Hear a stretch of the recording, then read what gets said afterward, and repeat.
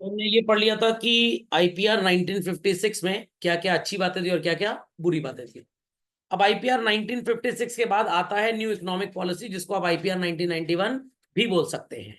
Is that clear? But उससे पहले बीच में एक चैप्टर आ गया है titled as India's foreign trade children. तो everybody is suppose to put the heading in their copies, India's foreign trade children.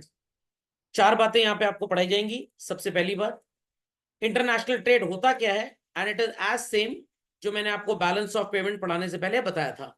Anything which is not available in India, it can be imported from some other country, and anything that is not available in other country but available in India, it could be exported from India.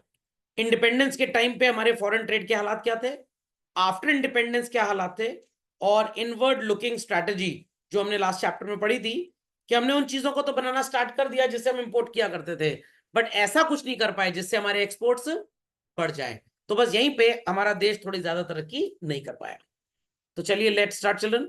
What is international trade? एक आसान सा question लिख लीजिए आप, बहुत आसान है, ये आपको आता है। और इस क्वेश्चन को लिखने के बाद आप इतना लिख दीजिएगा, refer balance of payment with in brackets macro economics. आप मैक्रो इकोनॉमिक्स में इस चीज को पढ़ चुके हैं। तो जब भी किसी कंट्री के पास सरप्लस होता है चिल्ड्रन, जो भी कंट्री के अंदर प्रोड्यूस हुआ माइनस जो कंज्यूम हो गया, जो भी सरप्लस बचा उसे नदी में तो बहाएंगे नहीं। What we will be doing certainly for that children, हम उन चीजों को किसी दूसरे देश को क्या कर देंगे, एक्सपोर्ट कर देंगे। खोपड़े में बात गई। और एक्सपोर्ट करने से ऑब्वियस सी बात है the country will earn money. तो कौन सी चीजें हम एक्सपोर्ट करते हैं, जो भी इंडिया में है बट बाहर नहीं है या महंगी है, और कौन सी चीजें हम इंपोर्ट करते हैं चिल्ड्रन, जो इंडिया में नहीं है बट महंगी है, या है बट महंगी है। तो दोनों बातें हो सकती हैं, इंडिया में चीजें तो हैं बट महंगी है तो वी कुड इंपोर्ट, या इंडिया में चीजें सस्ती हैं या बाहर है ही नहीं, दोनों केसेस में वी कैन एक्सपोर्ट। तो ये सबको समझ में आ गया कि एक्सपोर्ट अपॉर्चुनिटी कब बनती है, things are not available abroad और they may be available but available at a very high price, तो एक्सपोर्ट अपॉर्चुनिटी बन जाएगी। और इंपोर्ट कब करेंगे चीजों को, जब इंडिया में वो बहुत महंगी है या अवेलेबल ही नहीं है। इतनी बात सबको समझ में आ गई। चलिए, export and import of goods and services across different nations is called as what children, international trade. ये दो लाइनें कॉपी कर लें झटपट फास्ट। चलिए लेट्स कंटिन्यू। तो ये कहानी सबको समझ में आ गई भाई, ये कहानी सबको समझ में आ गई। चलिए, तो कुछ फीचर्स या कुछ ऑब्जर्वेशंस लिख लीजिए with reference to international trade चलन। सबसे पहले आपको नजर आएगा, international trade is based on international specialisation.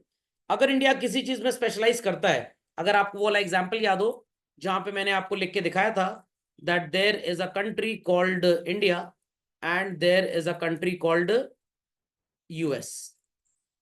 Rice में और वीट में अगर आप कंपेयर करें तो इंडिया अपने रिसोर्सेज में 2000 क्विंटल राइस उगा सकता है और 8000 क्विंटल वीट उगा सकता है। यूएस अपने रिसोर्सेज में 6000 क्विंटल उगा सकता है राइस और 4000 क्विंटल उगा सकता है वीट।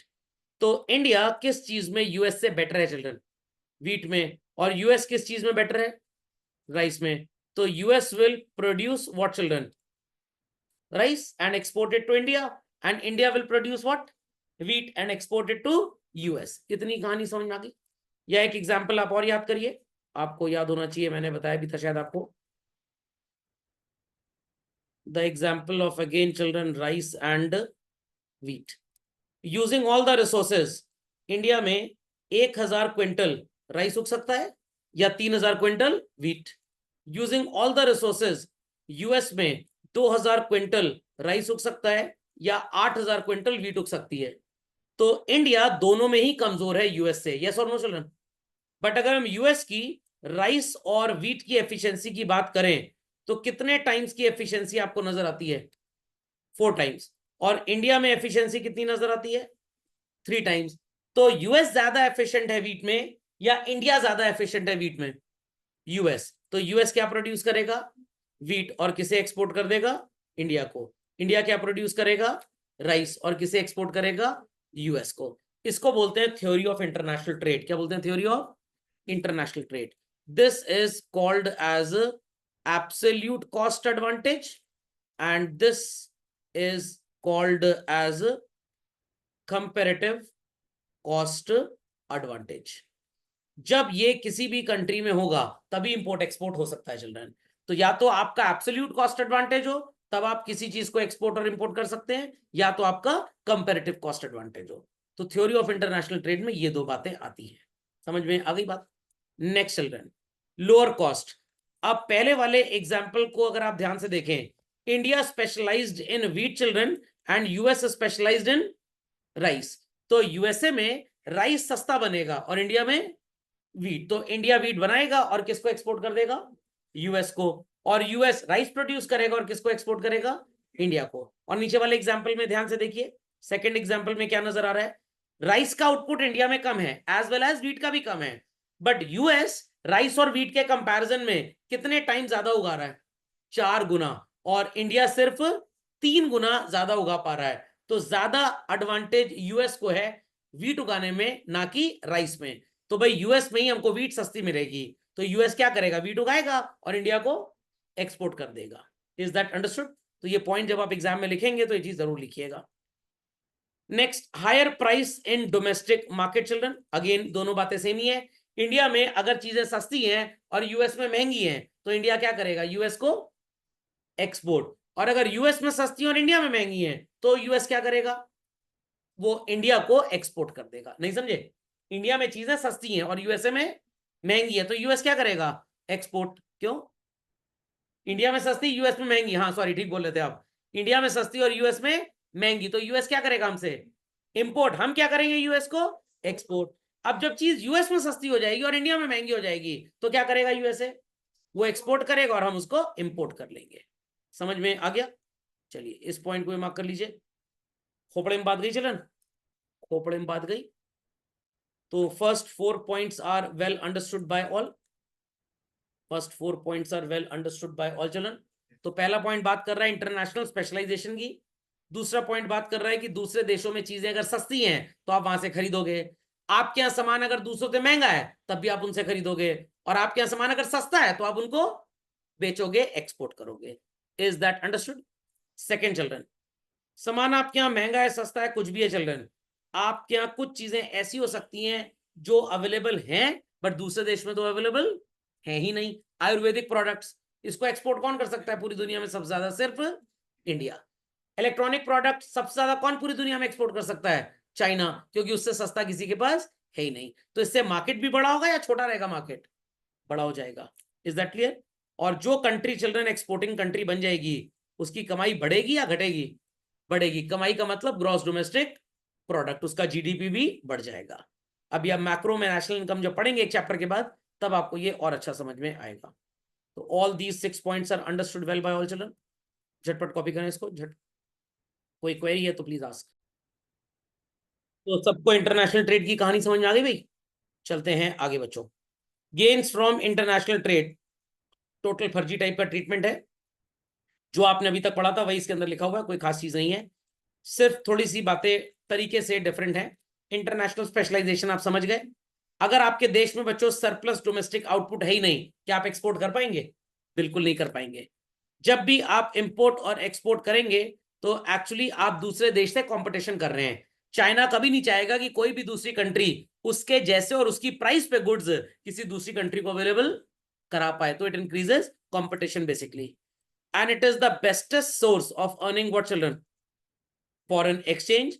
और जब आप इंपोर्टेड गुड्स इंडिया में या किसी भी कंट्री में ना मिलने वाला सामान किसी दूसरी कंट्री से इंपोर्ट करते हैं तो आपका स्टैंडर्ड ऑफ लिविंग थोड़ा सा बढ़ जाता है। जैसे घर में थे, खाली बैठे थे, कुछ नहीं कर रहे थे, तो भैया एलेक्सा से ही बात कर लेते, एलेक्सा से ही पूछ लेते कि मेरी शादी कब होगी, शादी होगी तो बीवी कब छोड़ के भागेगी, बच्चे कब लात मार के घर से बाहर निकालेंगे।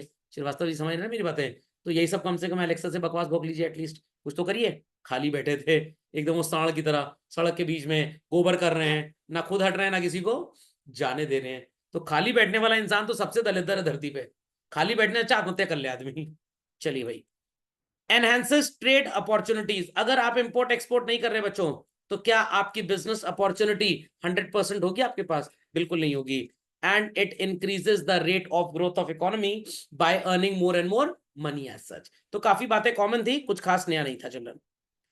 तो हमारा second part of the chapter says कि जब हम इंडिपेंडेंट हुए उस जमाने में हमारा इंटरनेशनल ट्रेड कैसा था। तो please put the heading in your copy children कि ड्यूरिंग इंडिपेंडेंस मतलब अराउंड अप्रोक्सीमेटली 1947 से जो 50s का पीरियड था उस जमाने में इंटरनेशनल ट्रेड कैसा था चिल्ड्रन। तो पहला पॉइंट आप लिखेंगे सफर्ड कॉलोनियल एक्सप्लॉयटेशन। सबको याद होगा ये शब्द children. Britishers considered India as which type of economy for them? Feeder economy. Feeder economy क्या बोलते हैं भाई?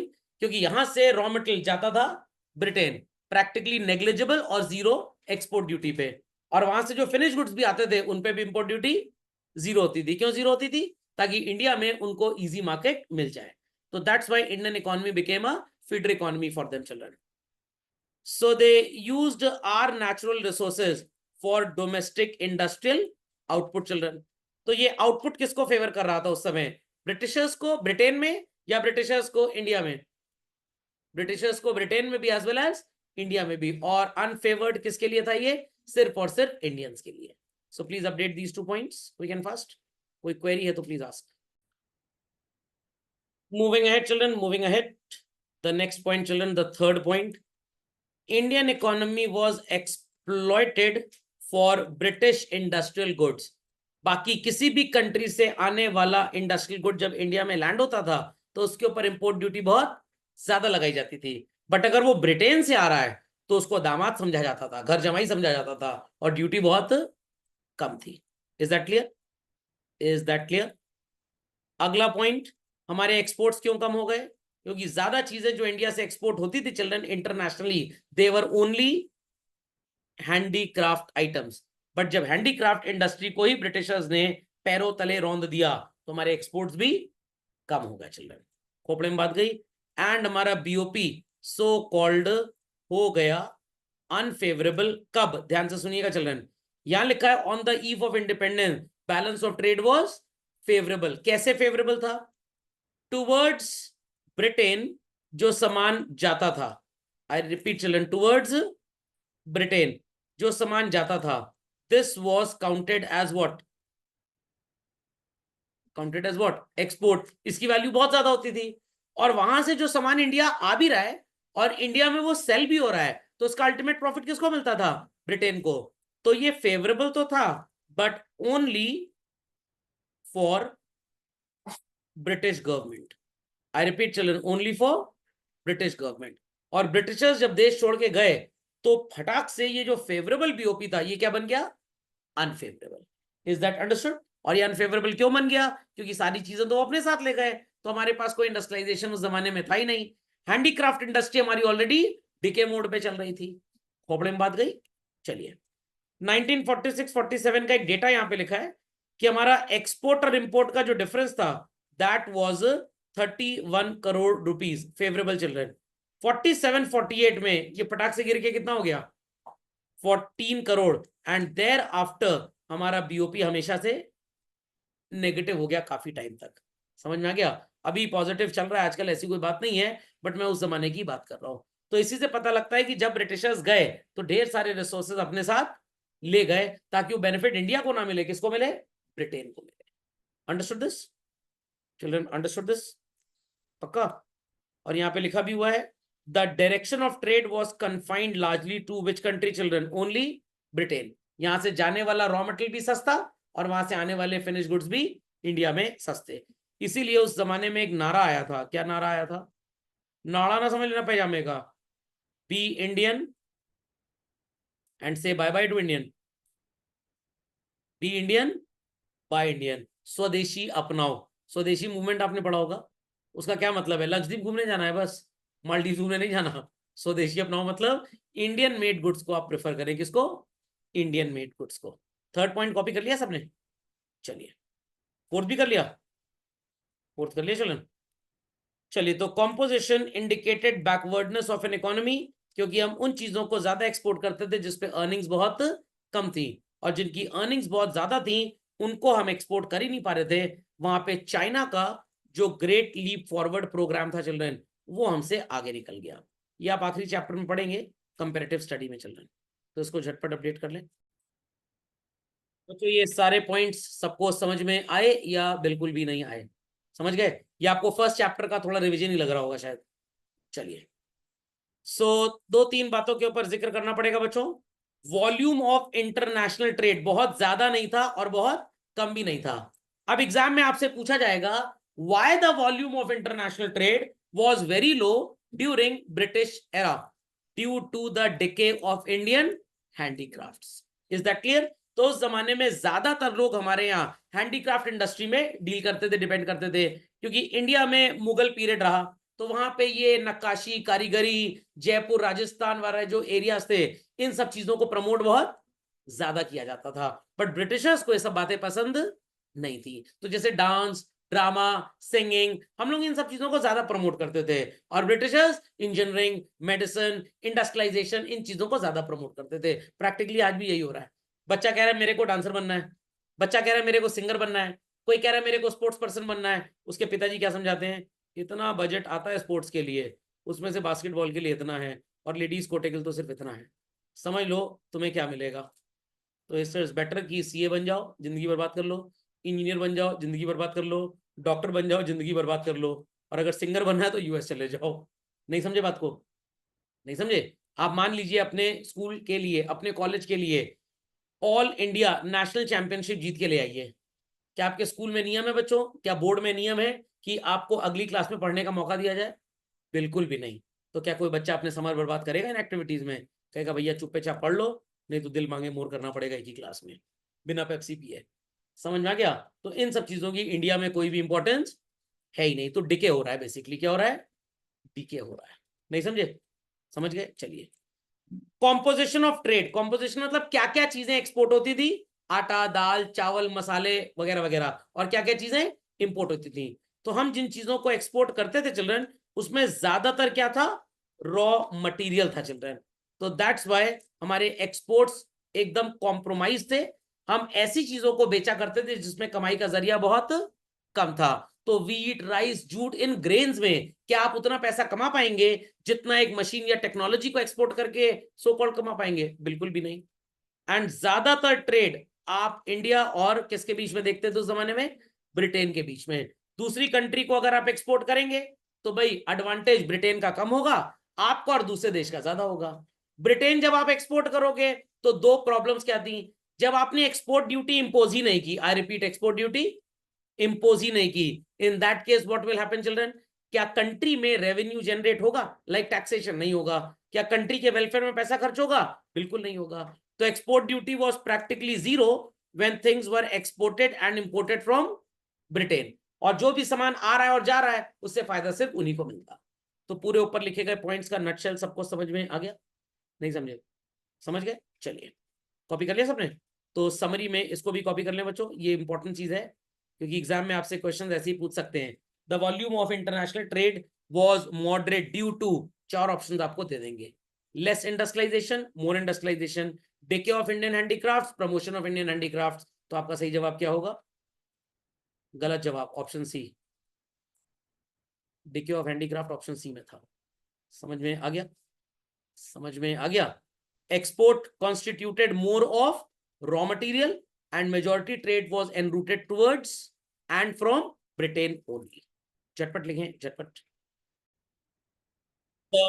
Third topic of the chapter children, post independence. Sir मतलब इंडिपेंडेंस पोस्ट ऑफिस में हो गया? अरे मतलब इंडिपेंडेंस के बाद, 1947 के बाद।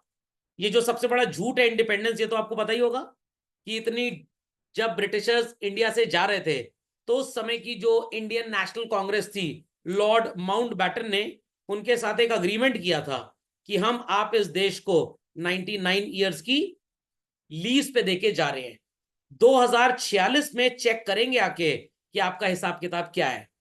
बट ड्यूरिंग द पीरियड इतनी ट्रीटीज और इंटरनेशनल अग्रीमेंट साइन हो गए हैं कि ये जो लीज थी, this has become totally ineffective. और अब तो ब्रिटेन में, आज की ताजा खबर थी, जितनी प्रॉपर्टी रियल एस्टेट इंग्लिशमैन के पास नहीं है, उससे कहीं ज्यादा इंडियंस के पास है। उन इंडियंस के पास जो परमानेंटली यूके में बस गए या जो रहते किसी और देश में, but they have been allowed to buy properties in so called England children. और वहां का तो प्रधानमंत्री भी हमारा दामादी है। अरे ऋषिक सुनक जी, जीजा जी बोल सकते हैं आप लोग। चलिए, सो बच्चों मार्क करिए इसमें सबसे पहला पॉइंट, हेडिंग लिख ली सबने, India's foreign trade after independence. सबसे पहला पॉइंट मार्क करिए children, capital A, volume of trade children. आपको यहाँ पे अलग अलग प्लान में वॉल्यूम ऑफ ट्रेड नजर आएगा बच्चों, नजर आ रहा है? सर इतना रटना पड़ेगा, पागल अगल हो गए हो क्या? सिर्फ फर्स्ट 5 ईयर प्लान रट लो चिल्ड्रन और 12th वाला रट लो बस। एक्चुअली ये 12th वाला पूरा कंप्लीट नहीं है, क्योंकि 14 के बाद से तो नीति आयोग आ गया, तो 2012-13 और 13-14 ये सिर्फ 2 साल का ही आउटपुट है चिल्ड्रन। समझ में आ गया? तो बस इसको आप मार्क कर लीजिए, ये इंपॉर्टेंट है आपके लिए। तो ये सब चीजें तो बकवास लिखी हुई हैं, इसमें आपको कुछ ज्यादा पढ़ने की जरूरत नहीं है चिल्ड्रन। ये एलिमेंट ऑफ डिस्ट्रेस मिलेगा इसके अंदर, आपको क्या मिलेगा? Element of distress, percentage of rise in export and import have been high owing to base effect. Base effect का मतलब, क्योंकि स्टार्टिंग में आपके इंपोर्ट एक्सपोर्ट्स बड़े ज्यादा थे, इसलिए कुछ टाइम तक वो ज्यादा चला, देयर आफ्टर कोई बहुत सिग्निफिकेंट इंक्रीज नहीं हुआ। कहने का मतलब सर, आप क्लास 1 2 3 4 5 में बहुत तेज थे, उसके बाद आपको बर्बाद दोस्त और बर्बाद संगत तो मिल ही गई, आप खुद भी बर्बाद हो गए। खैर, कमल का फूल भी कहां पे खिलता है? कीचड़ में। Got it clear? तो आपको कीचड़ तो मिला, बट कुछ दिन तक आप कमल का फूल थे, बट जब धूप छांव मिलनी बंद हुई, आप भी उसी कीचड़ में जाके मिल गए। बट स्टार्टिंग से आप ऐसे नहीं थे, तो क्योंकि स्टार्टिंग में हमारा एक्सपोर्ट बड़ा अच्छा था, इसलिए आगे कुछ दिन तक वो अच्छा चलता रहा, but thereafter it went. खोपड़े में बात गई। नेक्स्ट चिल्ड्रन, आपको नजर आ रहा होगा यहाँ पे आपका इंपोर्ट और एक्सपोर्ट अगर आप देखें सेकेंड 5 ईयर प्लान में चल रहे हैं, तो इंपोर्ट बहुत ज्यादा हो गए बट एक्सपोर्ट ओवरऑल कम हो गए। फिर अगेन आप यहां पे देखेंगे तो आपके इंपोर्ट्स बढ़ते जा रहे हैं बच्चों, बट क्या आपके एक्सपोर्ट्स बढ़ते जा रहे हैं? थर्ड से फोर्थ में आपको एक ड्रास्टिक चेंज मिला है चिल्ड्रन, यस और नो? तो कहीं कहीं आपको ऐसा ड्रास्टिक जंप नजर आएगा, बट यहां पे आपके फोर्थ से फिफ्थ में एक्सपोर्ट्स क्या हो गए? डबल हो गए कि सिंगल? ये चिल्ड्रन लगभग डबल, और इंपोर्ट भी लगभग डबल। अगेन फिफ्थ से सिक्स्थ में आपके इंपोर्ट्स कम हुए, बट इंपोर्ट में जितना रिडक्शन आया चिल्ड्रन, कंपेरेटिवली एक्सपोर्ट में उससे भी कहीं ज्यादा रिडक्शन आ गया। तो यहां तक की बातों में 6 5 ईयर प्लान तक क्या कुछ बहुत अच्छा अच्छा नजर आ रहा है? नो। 11 से 27 डेढ़ गुना आपका एक्सपोर्ट बढ़ गया, इंपोर्ट डबल हो गया। अगेन आपका बीओपी जो हुआ वो अनफेवरेबल हो गया, BOP is unfavourable. 8th plan में अगर आप गौर करें, सर इतनी भयंकर तेजी, कौन सा ईयर है बच्चों जरा देख लीजिए। बीच में 1991 आया होगा कि नहीं आया होगा? तो 1991 जब आया तो इतना फॉरेन कैपिटल इंडिया में आ गया जिसकी कोई उम्मीद ही नहीं थी, और अकॉर्डिंगली गुड्स एंड सर्विसेज बना के यहां से हम दूसरे देशों को एक्सपोर्ट करने लग गए। तो यहां तक का जो पैटर्न है वो टोटली डिफरेंट है, और इसके बाद का जो पैटर्न है children, that is totally different. तो real growth story of India starts from which year as reflected है चिल्ड्रन? 1991। इसीलिए 91 की इकोनॉमिक पॉलिसी को और मनमोहन सिंह जी को एक भगवान ही समझ लीजिए माना जाता है देश के लिए। बात समझ में आ गई? चलिए, तो यहाँ पे आप ये बात लिख सकते हैं कि 1950-51 में ये 1.8 था, जो डिक्लाइन होके 91 तक कितना गिर गया चिल्ड्रन? 0.5। मतलब लगभग 2% से 0.5 पे हम आ गए। हमारा 75% इंटरनेशनल ट्रेड कम हो गया। नहीं समझे इस बात को? समझ में आ गया? उसके बाद जब new economic policy I children from 1991 onwards, तब जाकर सो कॉल्ड 2017-18 से एक्सपोर्ट ट्रेड 2.1 एंड इंपोर्ट 2.6% था चिल्ड्रन। सर ये था क्या मतलब? पूरी दुनिया का एक्सपोर्ट और इंपोर्ट में इंडिया का कितना शेयर है? समझ में आ गया? चाइना की बात करेंगे, हमारा तो सिंगल डिजिट भी ठीक से नहीं आ पा रहा, उनका तो डबल डिजिट उसी जमाने से चल रहा है। समझ में आ गई बात children? So this was the reason क्यों हमने सोचा कि भाई इकोनॉमिक रिफॉर्म्स बनाने की हमको जरूरत पड़ेगी। कितनी बातें समझ में आ गई बच्चों? इसको लिख लीजिए झटपट fast, very quickly children, very quickly. यहाँ पे आप रीजन भी लिख सकते हैं क्यों ऐसा था चिल्ड्रन। ड्यू टू आईपीआर 1956, याद है ना आईपीआर 1956? 3 फोल्ड क्लासिफिकेशन मेन था उसमें, defence, atomic energy and railway ये गवर्नमेंट चलाएगी, फर्टिलाइजर, माइनिंग, इस तरह के बिजनेसेस दोनों चलाएंगे, और बाकी सब सिर्फ प्राइवेट सेक्टर। तो इसलिए करप्शन वगैरह बहुत ज्यादा ब्रीड कर गया था। दैट्स वाई कोई भी फॉरेन बिजनेसमैन इंडिया में पैसा लेके आना नहीं चाहता। ओके, तो ये रीजन आपको पता होना चाहिए। तो ये कहानी सबको समझ में आ गई? ये कहानी समझ में आ गई सबको? चलिए, तो कॉम्पोजिशन की स्टोरी चिल्ड्रन, एंड कॉम्पोजिशन के बाद की story will be doing in the next lecture. यहाँ पे लिख लिया सबने इतना? चलिए, तो कॉम्पोजिशन में आपको ये सब बताया जाएगा। उस समय गहने जेवरात, कुछ लोगों को बहुत अच्छा लग रहा होगा, पापा को दिखाएंगे मम्मी के लिए ऐसे ही खरीद के ले जाइए। ये मिलता है 250-250 का चौक एरिया में, सब डुप्लीकेट आइटम है। चलिए, direction of foreign trade children, ये सब इसमें आ जाएगा, पूरा सेम चीजें हैं। फिर इनवर्ड लुकिंग स्ट्रेटजी, और इसी के साथ हमारा ये चैप्टर का हो जाएगा राम राम सत्य, छोटा चैप्टर है।